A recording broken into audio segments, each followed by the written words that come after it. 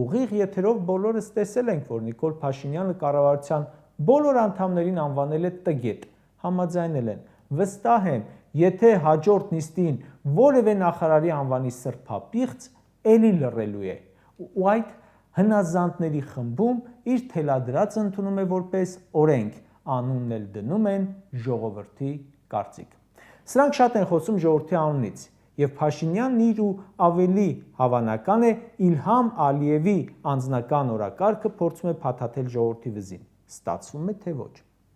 Որն է ժողովրդի արձագանքը, թե հարցումները, թե զանազան շփումները, թե հրապարակային արձագանքները նայելով գերակշռող տեսակետը հետևյալն է. դու ինչ գործ ունես, թե ով ում հետ է քնում, ինչու ես խախտում մարդկանց անձնական կյանքի ազատության սահմանադրական իրավունքը, ինչ գործ ունես եկեղեցու հետ եւ այլն։ Գիտեք, երբ հարցում ենք ուղարկում կառավարություն, թե այսինչ նախարարը որքան պարգևավճար է ստացել, քպական Անդրանիկ Քոչարյանի տղան ինչու չի ծառայել բանակում եւ այլն, պատասխանում են, թե անձնական գաղտնիք է, բայց ինչքան հեշտ է դարձել մարդու անձնական մահճակալ մտնելը։